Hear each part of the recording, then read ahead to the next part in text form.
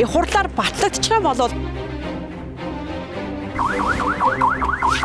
Иргэдийн сурвалжлах групп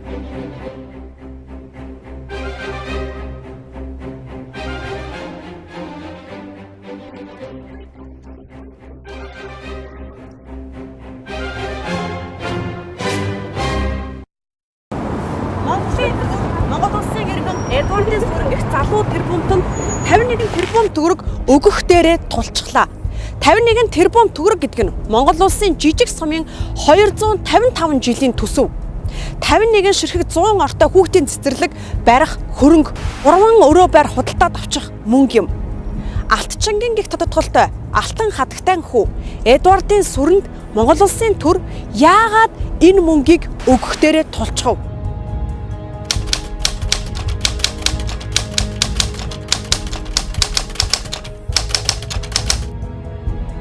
Энэ хүнийг сүрэн гэдэг.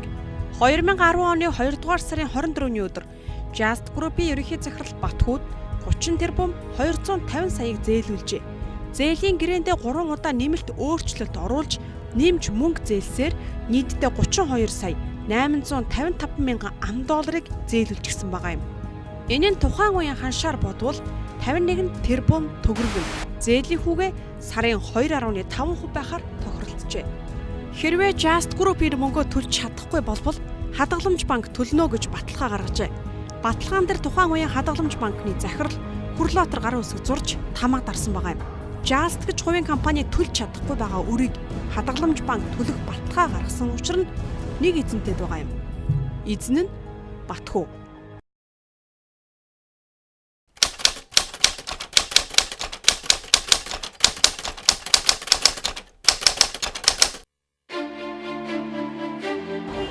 Хадгаламж банк 2013 онд дампуурлаа зарлав.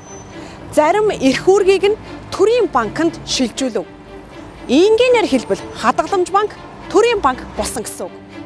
Хэрэг үүссэн гол зангилаа нь Just Group сүрэн гих 26 настай залуугаас зээлсэн 51 тэрбум төгрөгөө өгч чадхаа болчихов. Харин хүүгийн төлбөрт 24 тэрбумыг өгчээ. Батхүүн сүрэнд хүүгийн төлбөрөө өгсөн ч үндсэн зээлээ төлөөгүй.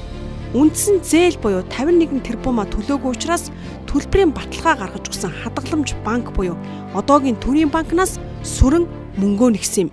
Монгол улсын нэрийн өмнөөс Сүхбаатар дүүргийн иргэний нэг Ингээд 2013 оны 9-р сард Монгол улсын иргэн Эдвардын сүрэн Сүхбаатар дүүргийн шүүхэд нэхэмжлэх гаргасан юм. Хэргийг шүүгч Ийх Жаргал хянан авч хэлэлцээд сүрэнгийн талд шийдвэр гаргачихж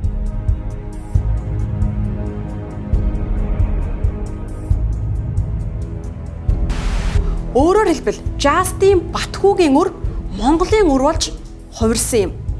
Ингэж хэлж байгаагийн учир нь төрийн банк нь 2 хувьцаа эзэмшигчтэй. Нэг нь сангийн яам, харин өнөөх нь хадгаламжийн даатгалын корпорац.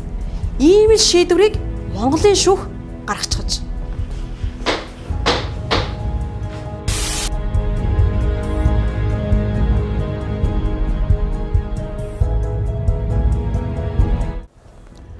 Энэ бол 2013 оны 8 дугаар сарын 3-ны өдөр эфирээр цацсан бидний бэлтгэсэн нэвтрүүлэг. Шинэ сарын эхний өдөр буюу 8 дугаар сарын 1-ний өдөр үндэсний шүтэн сонин дээр Just Group-ийн ерөнхийлөгч Батхүүгийн ярилцлага гарсан. Тэрээр энэ ярилцлагт нэг зүйлийг хэлж үннээ өчсөн явдал нь стандарт банкнаас зээл авахдаа Эрдэнэт үйлдвэр батлан дааж байгаа гэсэн баримт бичгийг хуурамчаар бүрдүүлсэн хэмээн үннээ хэлсэн байна. Одоо хүртэл манайд стандарт банктай холбоотой зээл байгаа. За энэ дээр бол бас жохон тийм бидний зүгээс буруутай үйлдэлүүд бий.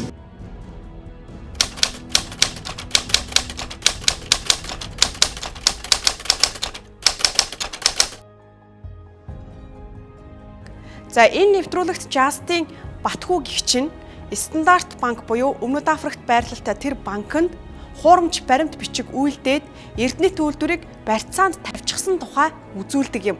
За Just-ийн Батхүүгийн хувьд ч гэсэн үүнийгээ хүлээн зөвшөөрсөн байдаг. Яг энэ үйлдэлээ давтсан байж болзошгүй байгаамаа.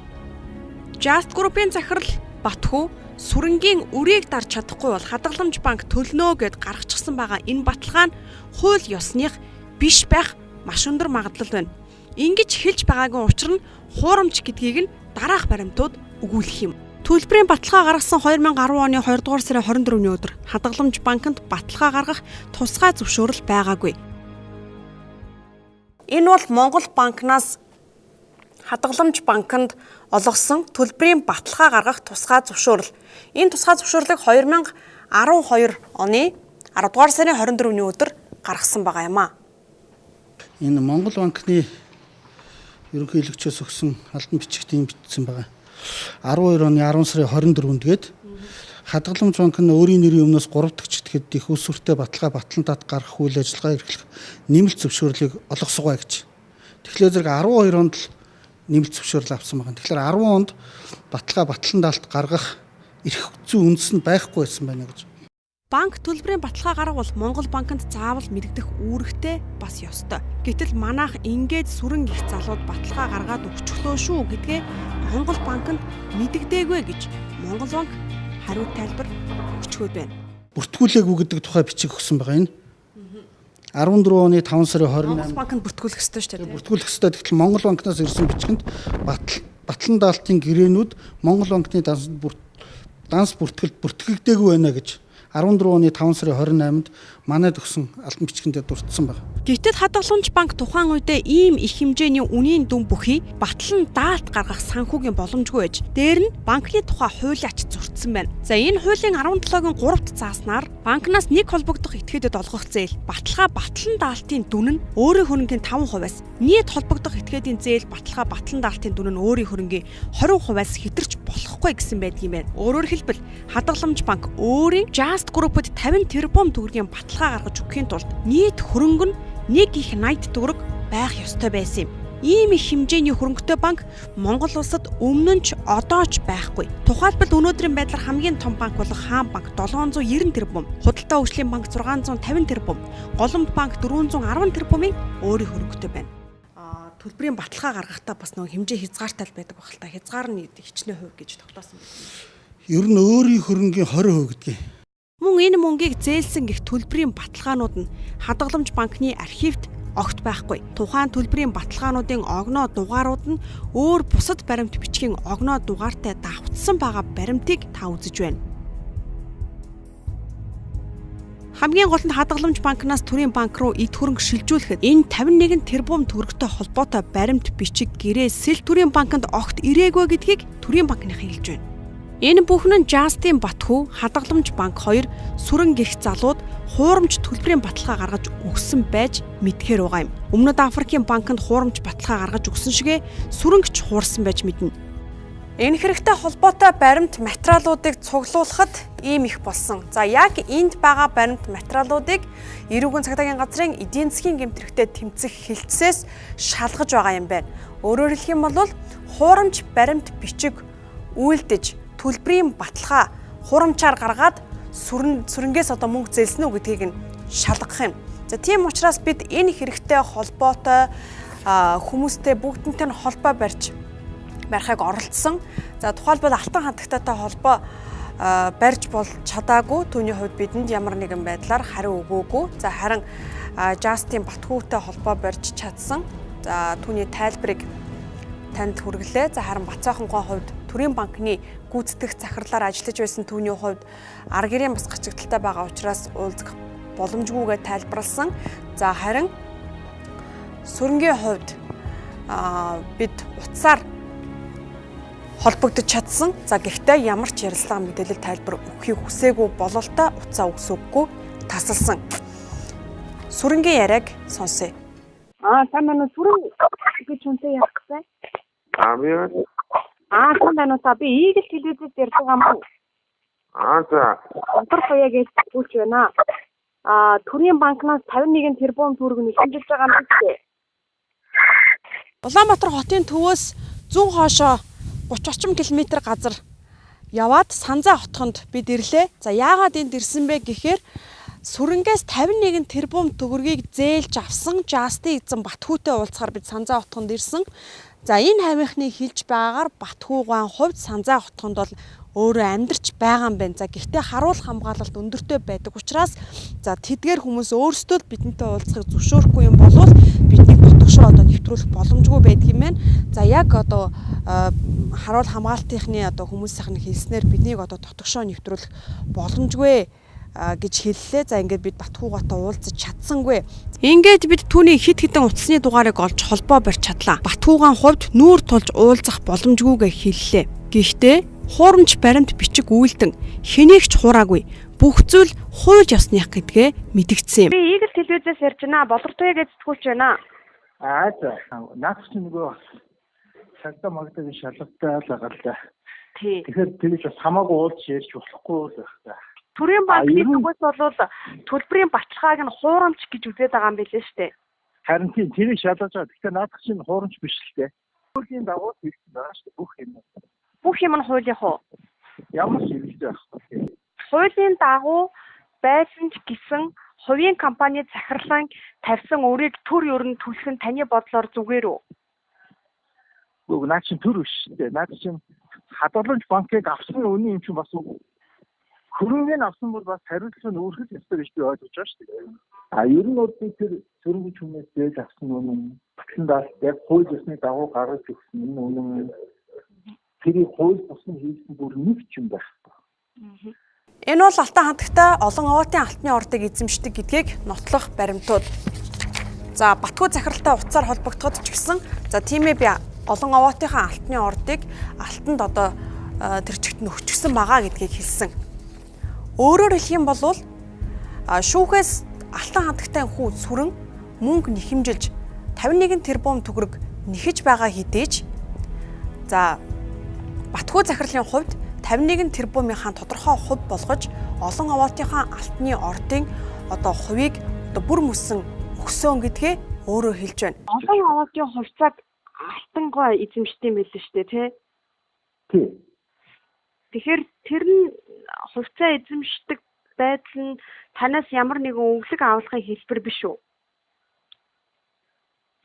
Гүг одоо тэр хооронд тооцсон би харин тэгэл олон бот өгөөл тэрийн хооронд юмнууд дууссан. Одоо тэр бол надад хамаагүй тэр хүний л юм шүү дээ. Гэхдээ сүрэн гэдэг чинь алтангой хүн юм биш шүү дээ, тий? Тий. Харин би бас яг харахтаа олон овоотын хувьцааг өгснөөрөө авсан та мөнгөө тэрүүгээрээ тэнцүүлчихэж байгаа юм шүү. Ер нь хоорондын тооцооны юмнууд би идэвхтэй тэр чинь ганцхан тийм одоо харьцаа байхгүй шүү дээ. Өчнөө одоо харьцаа юм байгаа шүү дээ. Гэхдээ ер нь бол бас тодорхой хэмжээнд тэрж ойлгох болно тийм. Тэгэхээр 51 тэрбумын ханта хэдэн хувийн тийм байдлаар төлсөн гэж ойлгох уу? За яг нарийн тооцоол хаах хэрэгтэй наа.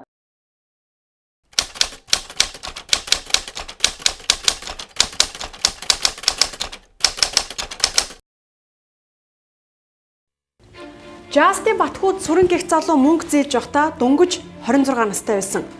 Хамгийн гол нь эрхэлсэн тодорхой ажилгүй гэсэн хорооны тодорхойлолтыг шүүхэд өгснөөр тэмдэгтийн хураамжаа дараа нь төлж болно гэсэн шийдвэрийг шүүх гаргачихж шүүгч нэхэмжлэгчийг тэмдэгтийн хураамжаа хизээ төлөх эсхийг нь шийдвэрлэж шүүн тунгаах эрхтэй. Гэхдээ сүрэн нь 51 тэрбумыг нэхэмжилж байгаа учраас 258 сая 142 мянган төгрөгийг төлөх ёстой байсан.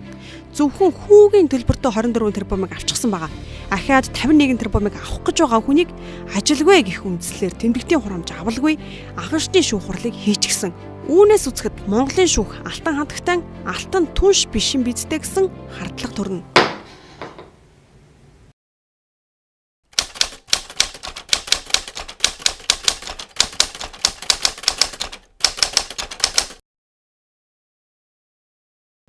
Сүрэн Төрийн банкнаас 51 тэрбум төгрөг нэхэмжилж байхад Төрийн банкныхан ихэн үедээ хайхрамжгүй, тоомжиргүй байсан гэдгийг Жастин Батхуу хэлсэн. Шүүх ажиллагаанд бүртээ тэр мохоо хайхрамж хийсэн байхгүй зүгээр авч хэлээ. Тийм байсан байж ч мэднэ. Төрийн банкны тухайн үеийн захирал Батсайханд ямар эрх ашиг байв гэж асуух болсон өөр нэг үндэслэл байгаа юм. Хариуцаж яваа банк нь анхны шүүхийн шийдвэрийн дагуу 51 тэрбумыг алдах болчихсон. Гэтэл давзаалдагчны шүүх хуралд өгөх ёстой тэмдэгтийн хураамжийг өгөөгүй. Үүнээс болж давзаалдах шатны шүүх хурал болоогүй. Үүгээрч барахгүй. Төрийн банк ахиж заргалдах эрх нь хязгаарлагдмал болцоход байгаа юм. Тиймээс бид Батсайхан захиралтай уулзах хүсэл тавилаа. Түүнээс юу асуух байсан бэ гэвэл таны хариуцаж авч яваа банк 51 тэрбум төгрөгийн өрөнд унчаад байхад та яагаад заалдаагүй юм бэ гэж асуух байсан юм. Тантай хизээгээр уулзвал боломжтой байна. Би одоо энэ хүүхдийн юм уу нэг эмнэлэг дээр байгаа байна. Өдрөөс. За. Яам олчихсан нэг хэсгийн тест байгаа. Ааха. Харин тэрээр бидэнтэй уулзахад татгалзах зүйл алгаа. Гэхдээ хүүхдийн бие та руу сэхэнд хэвтэж байгаа учраас завчуулаа алга гэдгээ учрлалаа.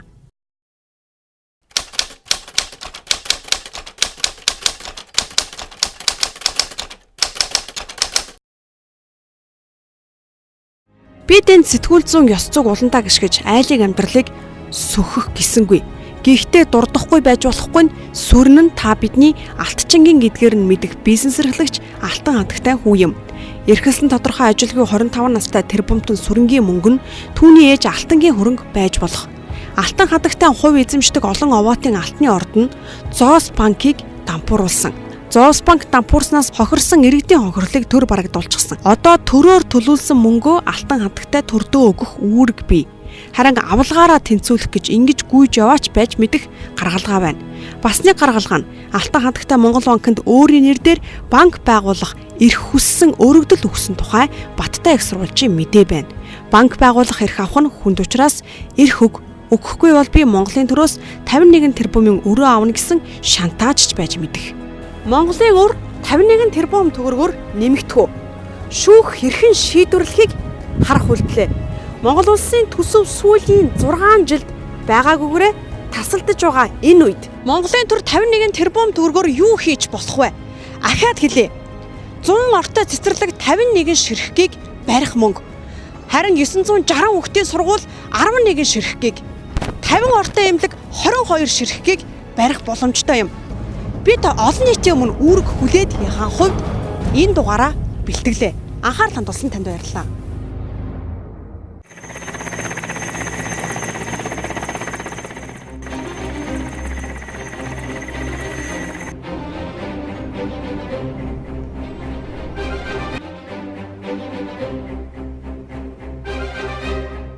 Хурлаар батлагдчих юм бол